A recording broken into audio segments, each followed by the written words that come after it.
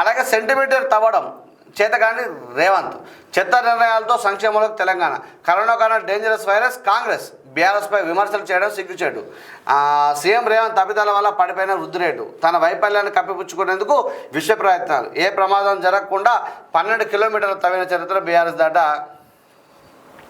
ఇక్కడ తన వైఫల్యాన్ని కప్పిపుచ్చుకునేందుకు విశ్వ ప్రయత్నాలు ఎవరు చేస్తూ ఉన్నారు?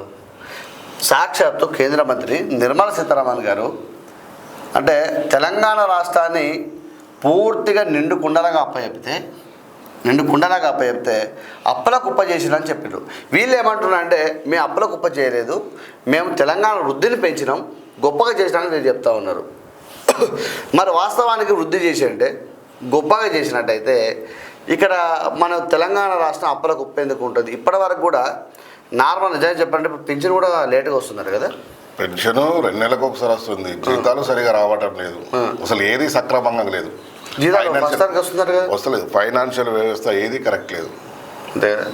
ఫైనాన్షియల్ వ్యవస్థ పూర్తిగా కాంట్రాక్టర్లు కూడా చాలా మంది డబ్బులు రావట్లేదు, అడుగున పడిపోయింది అంటారు కదా. ఫైనాన్షియల్ వ్యవస్థ అనేది అడుగున పడింది. ఈ ఉచితాలు అంటూ ఏమంటూ ఇవ్వడం స్టార్ట్ అయిందో ఫైనాన్షియల్ వ్యవస్థ మొత్తం దిగజారిపోయింది. ఇప్పుడు ఆర్టీసీ అప్పుల కుప్పే ఉన్నది, విద్యుత్ శాఖ, ఎలక్ట్రిసిటీ బోర్డు అది అప్పుల కుప్పే ఉన్నది.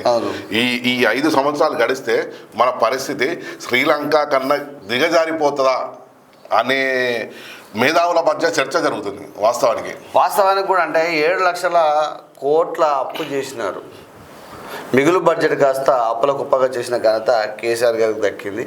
ఈసారి వీళ్ళ గురించి ఎంత తక్కువ మాట్లాడంత మంచిది. కానీ ఇప్పుడు ఏమంటున్నారా అంటే కరోనా కన్నా డేంజరస్ వైరస్ కాంగ్రెస్ అట. అదే కరోనా గురించి అసెంబ్లీలో మాట్లాడుతూ ఏముంది అధ్యక్ష, మా దోస్తు చెప్పినాడు చిన్న పారాసిటమాల్ వేసుకుంటే తగ్గిపోతుంది. పారాసిటమాల్ అదేందా డోలో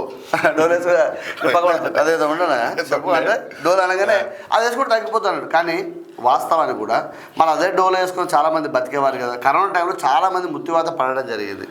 ఒకటే పిల్ల, దాని పెద్ద పట్టించుకోవాల్సిన అవసరం లేదు. మా ఈటల రాజేందర్ గారు మాస్క్ లేకుండా లోపలికి పోయొచ్చిండ అంటాడు.